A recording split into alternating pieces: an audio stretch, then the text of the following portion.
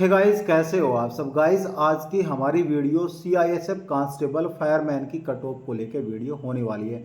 क्योंकि आप सभी को पता है, मैंने आपसे गूगल फॉर्म भरवाए थे, तो गूगल फॉर्म के अनुसार मैंने कुछ स्टेट यहाँ पे पॉइंट आउट किए। तो धीमे धीमे सभी स्टेट पॉइंट आउट करने के बाद हम यहाँ पे कट ऑफ की वीडियो लेकर आएंगे।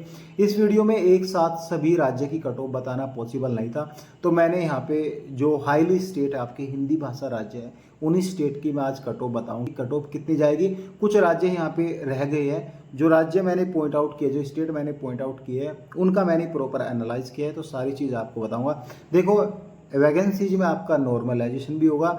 ये जो वीडियो है ये प्रॉपर आपके रॉ स्कोर के बिहाफ पे कि आपका कितना स्कोर है। हो सकता है कि किसी की शिफ्ट हार्ड है तो किसी की शिफ्ट यहाँ पे इजी है, तो हो सकता है एक दो नंबर का यहाँ पे थोड़ा आपको डिफरेंस देखने को मिले कि एक दो नंबर पर, क्योंकि यहाँ पे कुछ स्टूडेंट रह जाएंगे। जो मैं कट ऑफ बताऊंगा वो एक दो नंबर पर रह जाएंगे, तो हम सभी चीज़ों को यहाँ पर डिस्कस करके चलते हैं।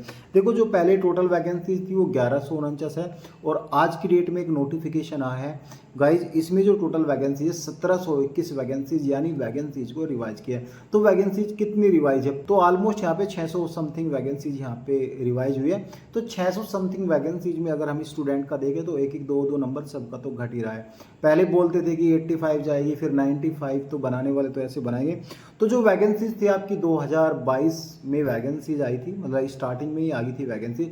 उसके बाद आपका फिजिकल हुआ, फिर आपका अभी जो 2023 में, यानी आपका जो है 26/8 को आपका रिटन एग्जाम हुआ।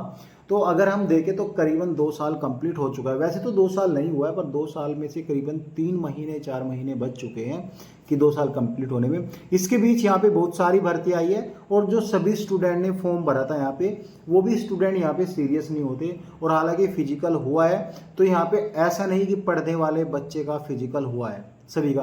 कुछ बच्चे ऐसे भी हैं जिनकी तैयारी नहीं हुई है, तो फिजिकल तो ऑलमोस्ट वो भी कर लेते हैं। फिजिकल करना हार्ड नहीं, थोड़ी फिजिकल वर्कआउट रहता है तो वो ऑलमोस्ट स्टूडेंट कर ही लेते हैं। तो यहाँ पे अब बात यहाँ पे करते हैं कि पढ़ने वाले स्टूडेंट। देखो, स्टूडेंट क्या करता है, जब यहाँ पे फिजिकल के बाद आपको पूरा 1.5 साल हो गया, कब जब कोई रिटन एग्जाम नहीं आया, तो स्टूडेंट का एक होप चला जाता है। जब एक होप चला जाता है स्टूडेंट का, तो सोचता है कब आएगी कब आएगी कब आएगी। तो यूट्यूबर भी ऐसे बताता रहता है अगले महीने आएगी, अगले महीने आएगी। तो कहीं ना कहीं यूट्यूब से थोड़ा फायदा रहता है, तो थोड़ा कंटिन्यूसली पढ़ता रहता है कि हाँ नेक्स्ट मंथ हो सकता है रिटन एग्जाम हो। तो 26/8 को जाके यहाँ पे रिटन एग्जाम हो, तो होप होने के बाद कुछ स्टूडेंट यहाँ पे पढ़ते नहीं है। और इन बिटवीन 2021 एंड 2022 में अगर हम देखें तो बहुत सारे स्टूडेंट यहाँ पे चले भी गए होंगे। कोई जीडी की भर्ती में सेलेक्ट हुआ होगा, कोई अदर यूनिवर्सिटी की भर्ती में सेलेक्ट हुआ, कोई स्टेट पुलिस की भर्ती में सेलेक्ट हुआ।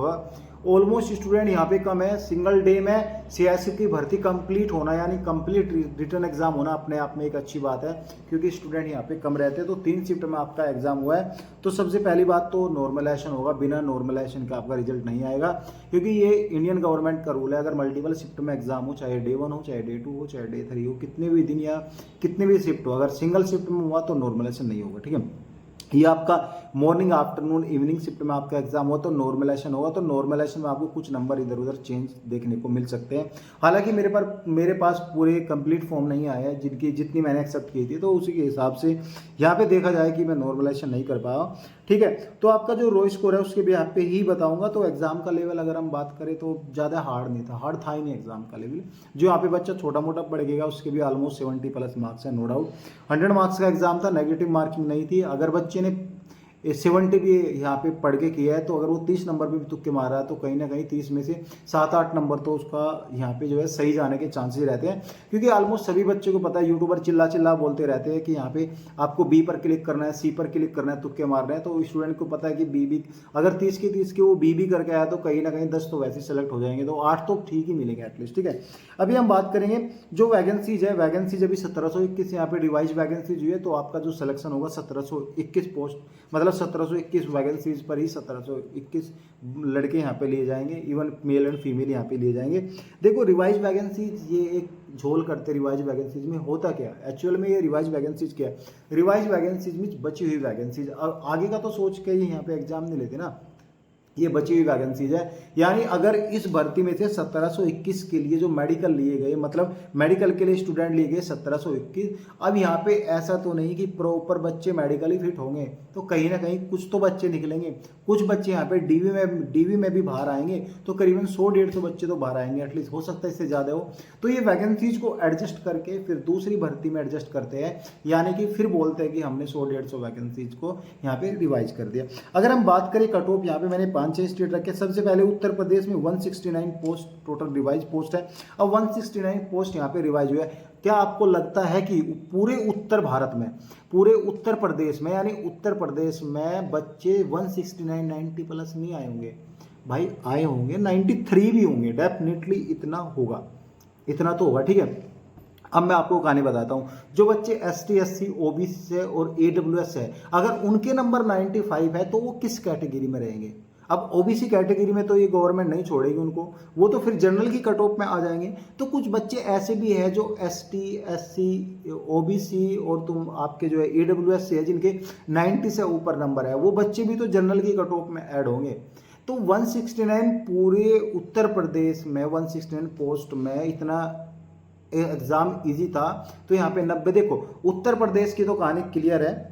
देखो यूआर की अगर कट ऑफ देखे, यूआर की कट ऑफ देखे, हो सकता है थोड़ा बहुत फर्क हुआ हो, ठीक है। और यहाँ पे ऐसा होगा, देखो 90 प्लस तो है, 93 भी है नंबर, बट यहाँ पे ये भी डिपेंड रहेगा जिसकी एज थोड़ा ओल्डेस्ट है।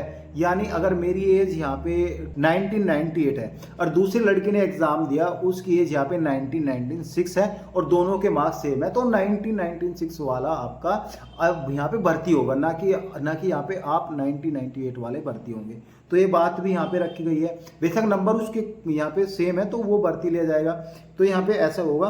तो यहाँ पे अगर उत्तर प्रदेश की हम कट ऑफ देखें तो 87 प्लस आपकी कट ऑफ जा सकती है, जैसे कि वैकेंसीज बढ़ी है। अब चिल्ला तो पहले से ही रहे हैं यूट्यूबर की 90 प्लस जाएगी, 90 प्लस जाएगी। 87 प्लस इसलिए जाएगी मैं, क्योंकि एग्जाम आपका नॉर्मलाइज भी होगा, नॉर्मलाइजेशन में 1-2 नंबर आपका इधर उधर होगा। हो सकता है अगर थर्ड शिफ्ट के आपके सबके 90 से ऊपर मार्क्स है तो वो तो इजी हुई, और आपके जो मिडिल शिफ्ट में यानी कि आपकी जो आफ्टरनून शिफ्ट है उसके सारे 80 से ऊपर हुए, तो 80 वालों के 5 नंबर बढ़ाएंगे, 90 वालों के 5 नंबर घटाएंगे, तो इक्वल करेंगे, सारे 85 आ जाएंगे। तो उस हिसाब से अगर देखा जाए तो 87 मार्क्स अगर इन सभी स्टेट में है, यूपी, बिहार, दिल्ली, हरियाणा और राजस्थान इसमें है। देखो यूपी, देखो बिहार में जो है नक्सल एरिया की भी वैकेंसीज है, उसके बारे में भी कट ऑफ बताऊं, मैं तो पूरा एनालाइज करके बैठा हूं, ठीक है। इनमें अगर आपके, ठीक है, देखो बिहार में 88 वैकेंसीज, अगर नॉर्मल स्टेट देखे जो एंट्री है हमारी स्टेट में, यानी जो हिंदी भाषा वाले जो नक्सल एरिया उनकी 98 है। अब यहाँ पे दिल्ली में टोटल 15 वैकेंसीज है, तो दिल्ली में क्या अगर 1000 बच्चे भी फॉर्म भरे तो 90 वाले बच्चे नहीं मिलेंगे। पूरे हरियाणा में यहाँ पे पूरे हरियाणा 22 वैकेंसीज है, क्या पूरे हरियाणा से 90 प्लस बच्चे नहीं मिलेंगे? तो एक मैं थोड़ा नॉर्मलाइजेशन करके बैठा हूँ, तो 87 प्लस है तो यहाँ पे नंबर आ सकता है, अदरवाइज नंबर आने के चांसेस नहीं है। कोई बहका रहा है आपको कि हाँ नंबर आएगा या नहीं आएगा, आपके 61 पे भी नंबर है, तो ये बिल्कुल अपने आप को झूठा दिलासा देना है, क्लियर कट इंफॉर्मेशन है, ठीक है। अब बात करेंगे इन्हीं सभी स्टेट में, यूपी, बिहार, दिल्ली, हरियाणा, राजस्थान में अगर आप OBC और EWS है वो 85 आप यहाँ पे मान के चलो, इतने नंबर है, क्योंकि स्टूडेंट ऊपर नीचे भी एडजस्ट किए जाएंगे। 82 नंबर अगर SC के है और 78 नंबर ST के है, तो यहाँ पे आपका चांस बन रहा है इतना। और नक्सल एरिया की बात करें बिहार की, तो 70 प्लस आपके UR के हैं, 65 प्लस आपके यहाँ पे OBC और EWS के है, 58 प्लस ST के, और गाइज यहाँ पे 49 या 51 के बीच आपके ST के यहाँ पे बन रहे हैं। तो इस हिसाब से अगर आपकी ये मेरे हिसाब से तो कट ऑफ का यही रहने वाला है। इसमें +1 एंड +2 का थोड़ा देख लो, रेशियो इतना बढ़ेगा, क्योंकि भाई एग्ज़ाम बहुत इजी था, गूगल फॉर्म आए हैं, मैंने अच्छे से एनालाइज किया, मुझे पता है मेरे सामने क्या रिजल्ट है, मैं अपने हिसाब से जो आया मेरे पास रिजल्ट उसके हिसाब से बता रहा हूँ। Thank you guys.